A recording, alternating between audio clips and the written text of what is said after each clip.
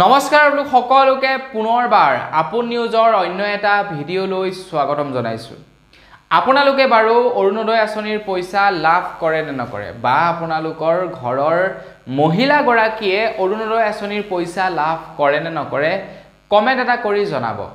আপোনালোকৰ ঘৰৰ মহিলা গৰাকীয়ে যদি অৰুণোদয় আঁচনিৰ পইচা লাভ নকৰে বা আপুনি যদি অৰুণোদয় আঁচনিৰ পইচা লাভ নকৰে তেন্তে আপোনালোকৰ কাৰণে ওলাইছে এটা ভাল খবৰ। অসমৰ মুখ্যমন্ত্ৰী ডক্টৰ হিমন্ত বিশ্ব শৰ্মাদেৱে আপোনালোকৰ কাৰণে এটা বিৰাটেই ভাল খবৰ ঘোষণা কৰিছে। তো অসমৰ মুখ্যমন্ত্ৰী ডক্টৰ হিমন্ত বিশ্ব শৰ্মাদেৱেনো আপোনালোকৰ কাৰণে কি ভাল খবৰ ঘোষণা কৰিছে মই আজি আপোনালোকক তাৰ ওপৰতে জনাম। তো মই শ্ৰী পাঞ্জলিক গৈ আপোনালোকে চাই আছে আপোন নিউজ। আহক আৰম্ভ কৰোঁ আজিৰ ভিডিঅ'। আজিৰ ভিডিঅ'টো আৰম্ভ কৰাৰ আগতে আপোনালোকে লাইক এটা কৰক আৰু খবৰটি আপোনালোকৰ লগৰ মহিলা গৰাকীলৈ শ্বেয়াৰ কৰি দিয়ক যিগৰাকী মহিলাই নেকি অলৰেডি অৰুণোদয় আঁচনিৰ পইচা পাই আছে। তেওঁলোকে হয়তো আপোনালোকক ফুটনি মাৰিব পাৰে যে মই অৰুণোদয় আঁচনিৰ পইচা পাওঁ প্ৰত্যেক মাহৰ 10 তাৰিখে। আপোনালোকক হয়তো প্ৰত্যেক মাহে শুনাব পাৰে যে মই এইবাৰ অৰুণোদয় আঁচনিৰ পইচাৰে এইকেইটা বস্তু ল'লোঁ। গতিকে এই ভিডিঅ'টো তেওঁলোকলৈ শ্বেয়াৰ কৰি দিয়ক। আপোনালোকৰ কাৰণেও এতিয়া মন্ত্ৰী হিমন্ত বিশ্ব শৰ্মাদেৱে এটা ভাল খবৰ ঘোষণা কৰিছে। অসমৰ মুখ্যমন্ত্ৰী ডক্টৰ হিমন্ত বিশ্ব শৰ্মাদেৱে জনাইছে যে নতুনকৈ অসমত প্ৰায় 15 লাখ মানুহক ৰেচন কাৰ্ড প্ৰদান কৰিব বুলি জনাইছে। এতিয়া ৰেচন কাৰ্ড কাক প্ৰদান কৰে? ৰেচন কাৰ্ড প্ৰদান কৰে মহিলাক। আৰু মহিলাই অৰুণোদয় আঁচনিৰ পইচা পাবলৈ হ'লে ৰেচন কাৰ্ডৰ প্ৰয়োজন হয়। এতিয়া বহুতো আমাৰ অসমত এনেকুৱা মহিলা আছে যিবিলাক মহিলাই নেকি কেৱল ৰেচন কাৰ্ডখনৰ কাৰণে অৰুণোদয় আঁচনিৰ পইচা লাভ কৰা নাই। এতিয়া সেই সকল মহিলাৰ কাৰণে ভাল খবৰটো হৈ গ'ল যে অসমত নতুনকৈ 15 লাখ মহিলাক ৰেচন কাৰ্ড প্ৰদান কৰিব আৰু আপোনালোকে কি হ'ব ৰেচন লাভ কৰিব, অৰুণোদয় আঁচনিৰ পইচা লাভ কৰিব।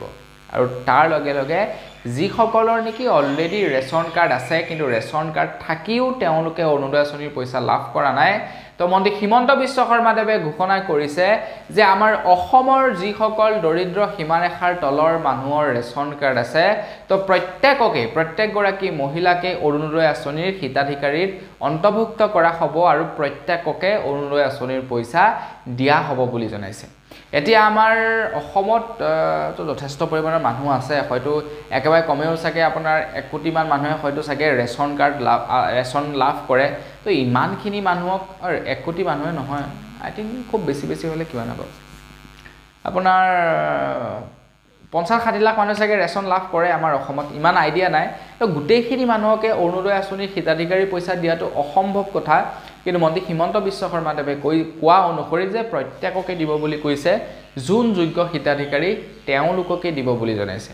এতিয়া অৰুণোদয় আঁচনিৰ কেইটামান টাৰ্ম এণ্ড কণ্ডিশ্যন থাকে, তো সেইকেইটা টাৰ্ম এণ্ড কণ্ডিশ্যনৰ ভিতৰত আপুনি যদি পৰে পইচা লাভ কৰিব। এতিয়া আপোনালোকে হয়তো নিৰ্বাচনৰ প্ৰাকখনত অৰুণোদয় আঁচনিৰ বুলি এখন ফৰ্ম ওলাইছিলে, সেইখন হয়তো ফিলাপ কৰিছিলে, কিন্তু সেইখন অৰুণোদয় আঁচনিৰ ফৰ্ম নহয়, আপোনালোকৰ কাৰণে ফৰ্ম আকৌ আহিব বুলি জনাইছে। আৰু ফৰ্ম নাহিলেও কেৱল ছাৰ্ভে চলিব আৰু সেই ছাৰ্ভেৰ অধীনত আপোনালোকক পইচাসমূহ বিতৰণ কৰা হ'ব। তো বন্ধু-বান্ধৱীসকল, আপোনালোকে অৰুণোদয় আঁচনিৰ পইচা পায় নে নাপায় সেইটো কমেণ্ট এটা কৰি জনাব। আৰু যদি নাপায় লাইক এটা কৰক, আৰু যদি নাপায় পোৱা মানুহজনীলৈ ভিডিঅ'টো শ্বেয়াৰ কৰক যাতে তেওঁলোকেও চাব পাৰে আৰু তেওঁলোকক আপোনালোকে ক'ব পাৰে যে আমিও পইচা লাভ কৰিম। তো আজিৰ ভিডিঅ'টি মানে পুনৰ এটা ভিডিঅ' লগ পোৱাৰ সাজিলে বিদায় মাগিছোঁ। ধন্যবাদ। জয় আসন।